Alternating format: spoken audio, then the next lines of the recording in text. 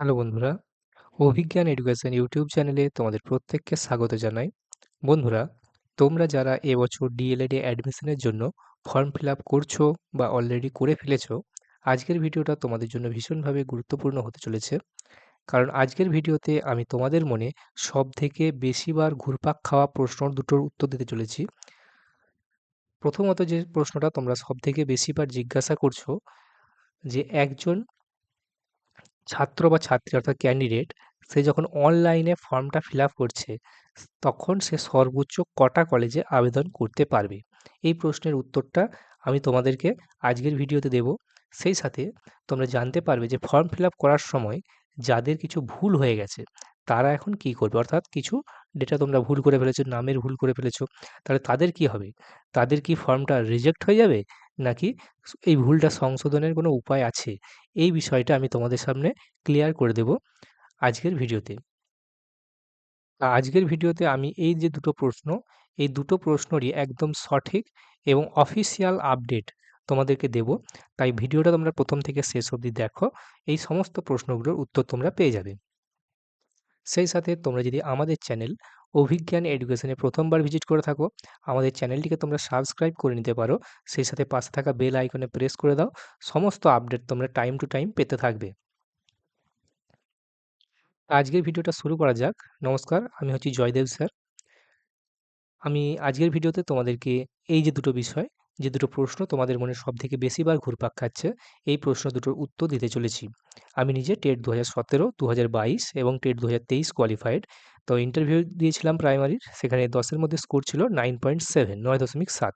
তো চলো আমি তোমাদেরকে গাইড করছি। আজকের ভিডিওতে আমি তোমাদের এই প্রশ্ন দুটোর উত্তর দিতে চলেছি। তা সবথেকে যেটা তোমাদের মনে জিজ্ঞাসিত প্রশ্ন যে একজন স্টুডেন্ট অনলাইনে কটা কলেজে আবেদন করতে পারবে বা পারছে? দেখো, বোর্ডের যে নিয়ম রয়েছে, মানে West Bengal board of primary এডুকেশনের যে নিয়ম রয়েছে, সেই নিয়ম অনুযায়ী তুমি যখন অনলাইনে ফর্মটা ফিল আপ করবে তখন একটা নির্দিষ্ট অ্যাপ্লিকেশনের মাধ্যমে তুমি একটা যে কোনো কলেজই সিলেক্ট করতে পারবে। এটা হচ্ছে বর্তমান নিয়ম। অর্থাৎ একটা অ্যাপ্লিকেশনের রেসপেক্টে তুমি একটা কলেজই চয়েস করতে পারবে এবং এটা এই বছরে অর্থাৎ ২০২৬-এ কিন্তু এই নিয়মটাই চলছে। বুঝতে পেরেছ? একটা কলেজে তুমি কিন্তু একটা ফর্ম ফিল আপ করলে একটা কলেজই চুজ করতে পারবে। ওকে। তাহলে এখন প্রশ্নটা হচ্ছে যে আমি যদি একটা কলেজে এপ্লাই করলাম, সেটা যদি চান্স না পাই, তাহলে আমাকে তো আরও কলেজে এপ্লাই করতে হবে। তাহলে তার উপায় কি আছে? যদি কেউ একাধিক কলেজে এপ্লাই করতে চায়, হ্যাঁ, এর একটা উপায় আছে। সেটা হচ্ছে তুমি চাইলে একাধিক কলেজেতেও আবেদন করতে পারবে। তার জন্য তোমাকে কি করতে হবে? না তোমাকে আলাদা, আলাদা করে ফর্ম ফিল আপ করতে হবে। অর্থাৎ অ্যাপ্লিকেশনটা আলাদা, আলাদা করে অ্যাপ্লিকেশন করতে হবে এবং প্রত্যেকটা অ্যাপ্লিকেশন তুমি আলাদা, আলাদা কলেজ সিলেক্ট করবে এবং ফাইনাল যে অ্যাপ্লিকেশন ফি, এই ফিটা কিন্তু তোমাদেরকে দিতেই হবে। কারণ ফিটা তোমরা পেমেন্ট না করলে অ্যাপ্লিকেশনটা কিন্তু কমপ্লিট নয়। তাই প্রত্যেকটা অ্যাপ্লিকেশন আলাদা, আলাদাভাবে করে তোমাদেরকে আলাদা, আলাদাভাবে ফি দিয়ে নতুন করে তোমাদেরকে কিন্তু মাল্টিপল ফর্ম ফিল আপ করতে হবে। যদি একজন ক্যান্ডিডেট মনে করে যে আমি ২ টো কি ৩ টে কলেজে এপ্লাই করব, তাহলে সে কিন্তু এই জিনিসটা করতে পারে। বিষয়টা যদি আরো একটু সহজ করে বলি, মনে করো তুমি ৩ টে কলেজে এপ্লাই করতে চাও। তাহলে ৩ টে কলেজে এপ্লাই করার জন্য তোমাকে ৩ টে কলেজের জন্য আলাদা, আলাদাভাবে ফর্ম ফিল আপ করতে হবে এবং ৩ বারই তোমাকে কিন্তু আবেদন ফিটা জমা দিতে হবে। তারপরে যখন তুমি ধরো মেধা তালিকা বা মেরিট লিস্টে যখন তোমাদের প্রকাশিত হবে, তখন আমি তো আপডেট দেবই। তখন তোমার যে প্রাপ্ত নাম্বার অনুযায়ী তুমি যেই কলেজেতে তোমার চান্স হবে অর্থাৎ তোমার নাম আসবে, তার মধ্যে তুমি তোমার পছন্দ মতো যেকোনো একটা কলেজেতে তুমি ফাইনালি অ্যাডমিশনটা নিয়ে নিতে পারবে। তা এই হচ্ছে প্রসেস। যদি তুমি মনে করো যে তুমি একাধিক কলেজে এপ্লাই করবে, একটা কলেজে তুমি এপ্লাই করে তুমি চান্স নাও পেতে পারো, তাহলে কিন্তু তোমাকে মাল্টিপল অর্থাৎ একাধিক কিন্তু কলেজে ফর্ম ফিল আপ করতে হবে আলাদা, আলাদাভাবে ফি পেমেন্ট করার মাধ্যমে। বুঝতে পেরেছ? এরপরে আসছি যেটা হচ্ছে সবথেকে টেনশনের বিষয় ছেলেমেয়েদের মধ্যে। বহুজন এই জিনিসটা জিজ্ঞাসা করেছে যে, "দাদা, ফর্ম ফিল আপ করার সময় কিছু ভুল হয়ে গেছে। এখন কি করব?" দেখো, এই প্রশ্নটার উত্তরটা আমি তোমাদেরকে দিচ্ছি। তা অনেকের দেখবে নামের বানানে ভুল হয়ে যায়। টাইপ করার সময় একটু আধটু ভুল হয়েই থাকে। এগুলো নরমাল ব্যাপার। কেউ নম্বরের জায়গাতে ভুল করে দেয়, কেউ আবার পার্সেন্টেজ ভুল দিয়ে দিয়েছে। হয়তো কেউ ইভিএস টাকা অর্থাৎ যে অপশনাল সেটাকেও হয়তো তার নাম্বারের মধ্যে ইনক্লুড করে দিয়েছে। হ্যাঁ, আবার কেউ ভুল ডকুমেন্টও আপলোড করে ফেলেছে। হয়তো দেখা গেছে মাধ্যমিকের নাম্বারের জায়গাতে হয়তো উচ্চ মাধ্যমিকের মার্কশিট আপলোড করে ফেলেছে। তাহলে তাদের কি হবে? তাদেরকে বলব প্যানিক করার কিছু নাই, এর একটা সমাধান আছে। যদি তোমাদের এরকম কিছু হয়ে থাকে যে ভুল ডকুমেন্ট আপলোড করে ফেলেছো, তার একটা সমাধান আছে।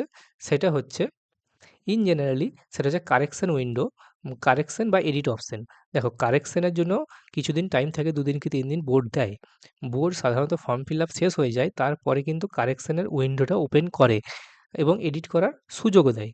কিন্তু এখানে বলে রাখি, কিন্তু এই বছরে কিন্তু সেই সুযোগটা দেওয়া হবে না, এমনটাই জানিয়ে দিয়েছে বোর্ড। বুঝতে পেরেছো? এবছর যে ফর্মটা এডিট করার অপশন আর দেওয়া হবে না, এই এডিট অপশন কিন্তু এবছর আর ওপেন হবে না। তার একটা প্রমাণ আমি তোমাদের দেখাচ্ছি। কারণ এই যে তোমরা যখন অনলাইনে অ্যাপ্লাই করবে, তো এখানে দেখতে পাবে যে একটা যে পয়েন্ট রয়েছে, document to be uploaded with the application. Okay, কী কী ডকুমেন্ট আপলোড করতে হবে, তারপরে দেখবে নোট দিয়ে একটা জিনিস দেওয়া রয়েছে, নোট দিয়ে গুরুত্বপূর্ণ বলে এই বিষয়টা বলা হচ্ছে কি না, সেটা হচ্ছে এই দেখো, এই যে পয়েন্টটা, আবেদনপত্রটি সফলভাবে জমা দেওয়ার পর প্রিন্ট বোতামে অনুগ্রহ করে তোমরা প্রিন্ট বোতামে ক্লিক করুন এবং প্রতিটি ঘর বা তথ্য সতর্কতার সাথে যাচাই করুন। কোনো ভুল থাকলে অনুগ্রহ করে নতুন একটি অ্যাপ্লিকেশন পূরণ করুন। অর্থাৎ তোমার যদি ভুল হয়ে যায়, তুমি একটা নতুন করে অ্যাপ্লিকেশন করে দাও এবং তারপরে পেমেন্ট বা মূল্য পরিশোধ করুন। পেমেন্ট সম্পূর্ণ হওয়ার পর কোনো ধরনের সংশোধনের সুযোগ থাকবে না। তো এটাই কিন্তু বলছে যে পেমেন্ট সম্পূর্ণ হয়ে গেল, তার আগে কিন্তু তোমাকে তথ্যগুলো সঠিকভাবে পূরণ করতে হবে। সঠিক তথ্য পূরণ করে দাও, তারপর তুমি পেমেন্ট করে দাও, তারপরে কিন্তু তুমি আর এডিট করতে পারবে না। এমনটাই কিন্তু জানাচ্ছে West Bengal board of primary education. তবে প্রায় প্রত্যেক বছরই কিন্তু ১-২ দিন এডিটের জন্য, কারেকশনের জন্য সুযোগ দেওয়া হয়। তোমাদের যে অ্যাপ্লিকেশন করার সময় যে হেল্পলাইন নাম্বার দেওয়া রয়েছে, সেখানে তোমরা একবার করে কল করে যদি রিকোয়েস্ট করো যে আমাদের ভুল হয়েছে, এডিট অপশনটা দিলে ভালো হয়, তাহলে কিন্তু ওনারা দিলেও কিন্তু এডিট অপশনটা অ্যাক্টিভ করতে পারেন। ওকে? তাহলে এখন তুমি যদি রিস্ক নিতে না চাও, যদি এখন প্রশ্নটা হচ্ছে যদি এডিট অপশন না দেয়, যদি এডিট অপশন নাও দিতে পারে, এটা হচ্ছে বোর্ডের ব্যাপার। রিস্ক না নিয়ে তুমি চাইলে একটা কিন্তু নতুন করে ওই মোবাইল নাম্বার, একটা ইমেল আইডি দিয়ে তুমি কিন্তু নতুন করে তথ্য ফিল আপ করে ফর্মটা আবার ফিল আপ করে দিতে পারো। ওকে? তাই সবথেকে বেস্ট হবে, তোমার যদি ভুল হয়ে থাকে এডিট অপশন দেবে কি না তার জন্য ওয়েট না করে তুমি একটা নতুন মোবাইল নাম্বার এবং একটা ইমেল আইডি দিয়ে, অর্থাৎ বাড়ির একটা ধরো অন্য নাম্বারে তুমি ফিল আপ করলে এবং মেল আইডিটা দিয়ে দিলে, দিয়ে তুমি ফর্মটা একটা নতুন করে সাবমিট করে দিতে পারো। আশা করি ডিএলএড এ অ্যাডমিশনের ব্যাপারে তোমাদের যে মনে দুটো বড়, বড় প্রশ্ন ছিল, যে কনফিউশন ছিল যে কটা কলেজে অ্যাপ্লিকেশন করা যাবে এবং ভুল হয়ে গেলে কি করা যাবে? এই দুটো প্রশ্নের কিন্তু উত্তর আমি তোমাদের দিয়ে দিলাম এবং তোমাদের কনফিউশনটাও আমি দূর করে দিলাম। ভিডিওটা যদি তোমাদের হেল্পফুল মনে হয়ে থাকে, যদি তোমাদের মনে হয়ে থাকে নতুন কিছু জানতে পারলে, ইম্পোর্টেন্ট কিছু জানতে পারলে, তাহলে ভিডিওটা ঝটপট একটা লাইক করে দাও এবং তোমার বন্ধুদের সাথে শেয়ার করে দাও যারা এই বছরে ডিএলএড এ ভর্তি হতে চলেছে। এবং তোমাদের মনে যদি কোনো প্রশ্ন থাকে, তাহলে তোমরা আমাকে নির্দ্বিধায় তোমরা আমাকে কমেন্ট করে জানাতে পারো। আমি সবার কমেন্টের উত্তর দেওয়ার চেষ্টা করি এবং আগামীতেও করব। তাই তোমরা তোমাদের মূল্যবান বক্তব্যটা আমাকে কমেন্টে জানাতে পারো। তো দেখা হচ্ছে পরের ভিডিওতে। ততক্ষণ পর্যন্ত ভালো থেকো, সুস্থ থেকো। আর যদি চ্যানেলে ১ম বার এসে থাকো, অভিজ্ঞান এডুকেশন উইথ জয়দেবকে সাবস্ক্রাইব করে নাও। এই চ্যানেলেতে আমরা মূলত প্রাইমারি ইন্টারভিউ রিলেটেডই, প্রাইমারির আপডেট রিলেটেড, ডিএলএড রিলেটেড এবং প্রাইমারি টেট রিলেটেডই আপডেট প্রোভাইড করে থাকি সম্পূর্ণ ফ্রি অফ কস্টে। তোমরা চাইলে এই ভিডিওগুলো আমাদের দেখতে পারো, তোমাদের অনেকটাই হেল্প হবে।